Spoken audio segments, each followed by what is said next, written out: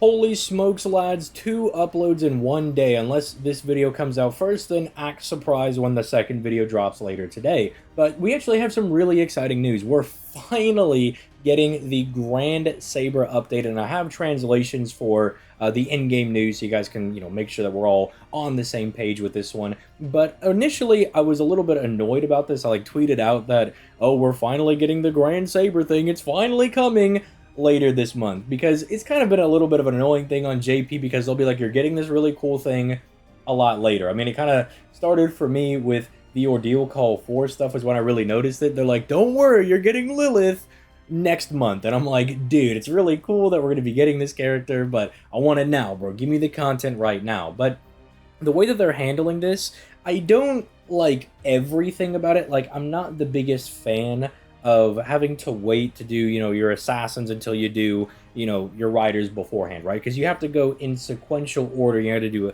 a Saber, then you can do an Archer, then you can do a Lancer. And obviously, me being the Morgan enjoyer, that means Berserkers are last. So that's a little bit annoying, but if the quests are fun, or it's like not too annoying to do, then I'll kind of be down with it. But then again, it is kind of annoying in a way, because I believe the requirements are you have to have them skill level 10, which, duh, if you're going to grind your servant, you better have them skill level 10. They have to be grailed to 100, which presumably you're going to be grinding them, probably going to have them at grailed status, right? You're at least going to do level 100. It could be a lot worse. It could have been like level of 20 to be, super grinded or whatever. But I do believe they also have to be Bond 10, which does make sense because you can use their Bond CE in combination with a normal CE. I'm not sure, I haven't seen anywhere as to whether or not that's still going to require the 8 cost for the Bond CE. I think that would kind of defeat the point unless either A, they make it cost nothing, or B, they increase our team cost size, which has been something that I've been wanting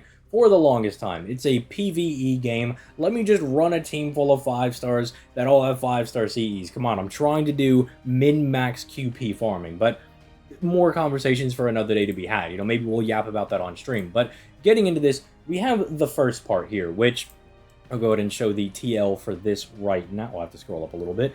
But yeah, the TL for this one is that, holy smokes, guys, in late May 2025, for those of y'all that don't want to read, you're finally going to be able to get into the Grand Servant stuff. You're going to get to upgrade your characters. You're going to have these battles called Coronation Battles, which require you to have a Grand Servant of that class. So it's assuming that if you want to go do the Grand Saber battle, you have to have a Grand Saber, which I'm assuming that's not going to be how you get your own Grand Saber, because how do you get a Grand Saber if you need them for the Coronation Battle? So those are going to be pretty interesting. I'm assuming this is going to be tying into the end of this Ordeal Call part that we're at. No spoilers for story for people that don't want to be spoiled, but we're pretty much nearing the end of Ordeal Call with Ordeal Call 4. We've kind of gone through all of our yapping journeys with our rulers, Avengers, alter egos, and moon cancers. Right? We've done all of that. So it looks like, if I was guessing, these are probably going to be tied with those. It does say the Crowning Tournament, which I think is kind of interesting. It could also just be a really cool event. Like, if they're going to do something like maybe a revamped Grailfront tournament thing, like they want to kind of redo that. They did do a kind of revamped, better style, in my opinion, with the Tolmais event. You guys will get this on NA later on this year, and it flows way better than past Grailfronts, and it was a lot more fun to play. So that's the first thing that we have. They're just kind of announcing that, hey, there's going to be a new quest type. You need your Grand Servants for this. Make sure you actually get this done, which, if you're a newer player, is a little bit annoying, because the Bond 10 grind can be a bit of a hassle, but it's nothing a lottery can't figure out. If you're on the NA side of things and you just farm the lotto, you probably have a bunch of servants that are, bonded up to, at least 8 or 9, if not already 10 and above. I mean, that was one of my strategies when the low-high lotto came out on JP, during December, was I just swapped up who I was using so I could just start bond farming these guys to get extra Saint Quartz. I was doing these weird whack setups just so I could get the farming done. Now we have this big, promotional thing right here, and this is, I mean, it's something, but it's not like the craziest thing ever. This is just saying that all of your Saber class servants are going to be easier to level over the course of the month of May, and I don't think I have the translated thing for this, but if I need to, I'll show it. All of the Sabers are now on rate up, and this is a little bit different from the one that we had at the beginning of the year. The beginning of the year was every Saber class servant pre-2025, so it did not include Richard or Kurohime. This one has every single Saber. They've added Richard, they've added Kurohime, so if Richard was your favorite character, you really loved him, and on NA you have a little bit more of an advantage. You know, you watch the OVA 2 of Strange Fake, hopefully that comes out, and you really fall in love with Richard because he's a super dope character, then you have another opportunity to get him. That is really nice. I do appreciate that.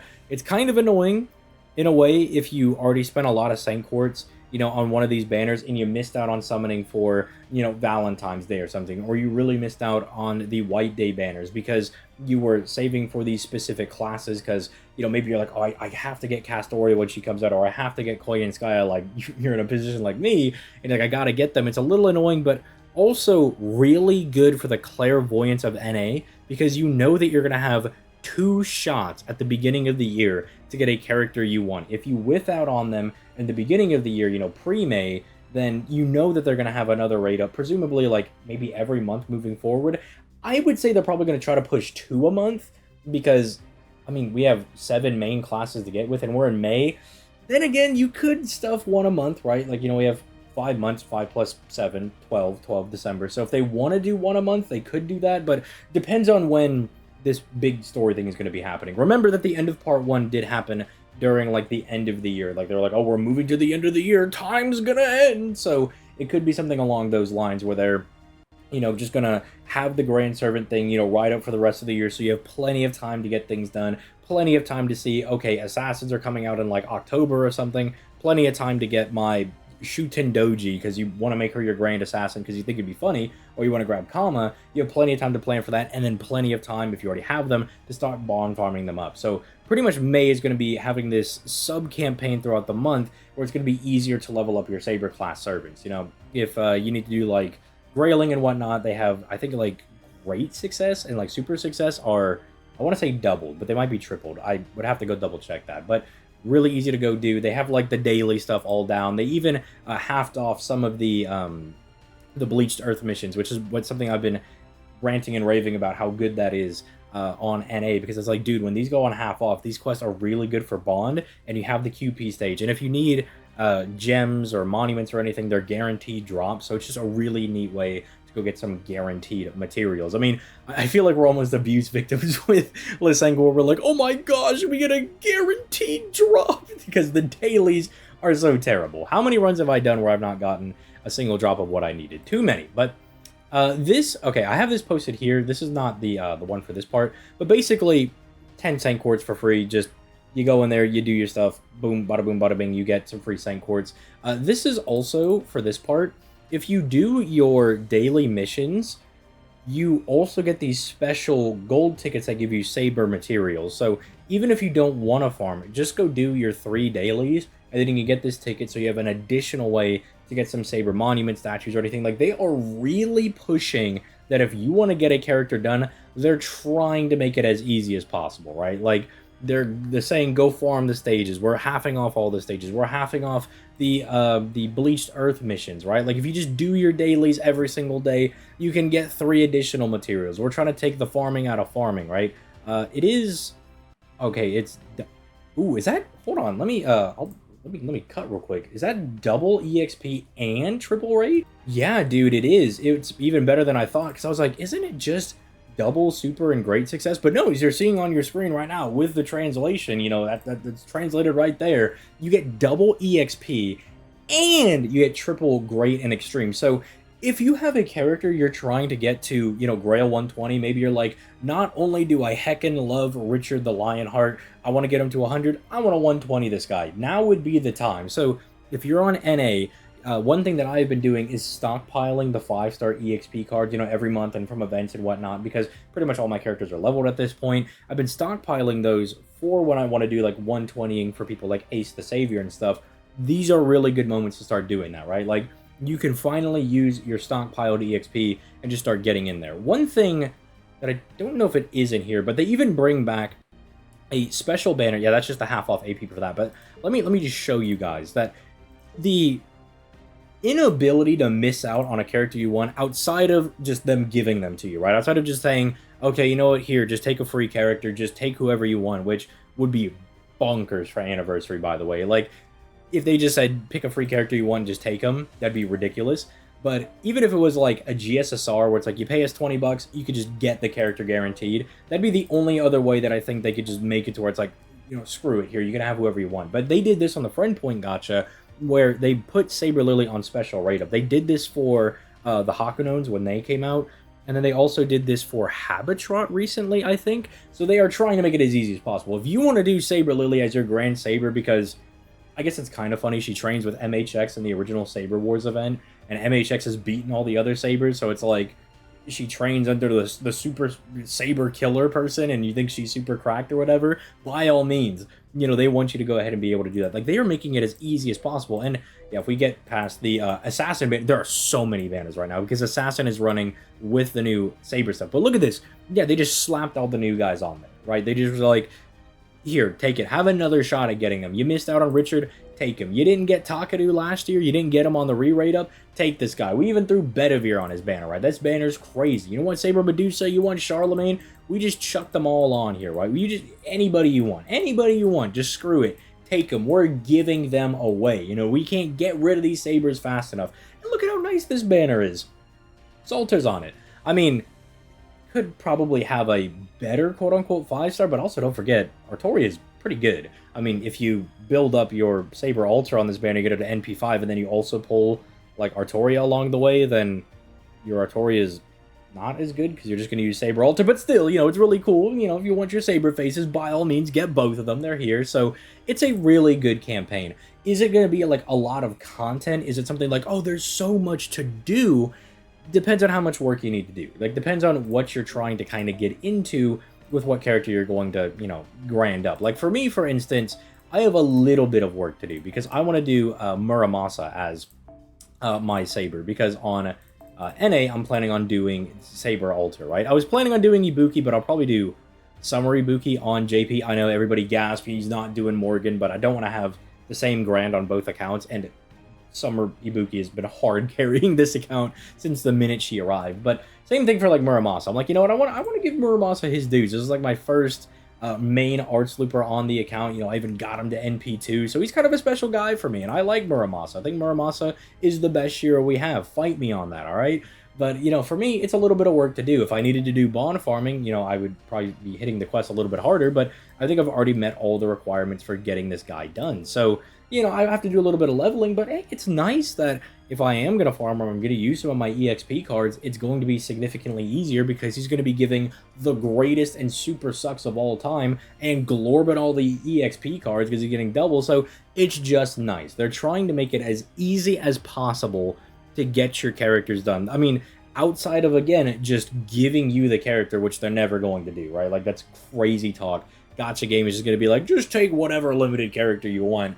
I don't think they would ever do something like that. Again, maybe in some paid variety for the 10th anniversary, because it's a big deal, but outside of even that, and I think that's unlikely, they're making it as easy as possible. So I think this is really good. They're giving you every opportunity, basically twice at the beginning of the year for Sabers, because this was the beginning of the year, it's May, it's maybe mid-year is more accurate, but they're giving you a bunch of opportunities, right? Again, a little annoying, because, you know, if you're summoning for Assassins the first time, you're like, ah, man, but Lilith is coming out, or maybe you really want Metatron Jean or something.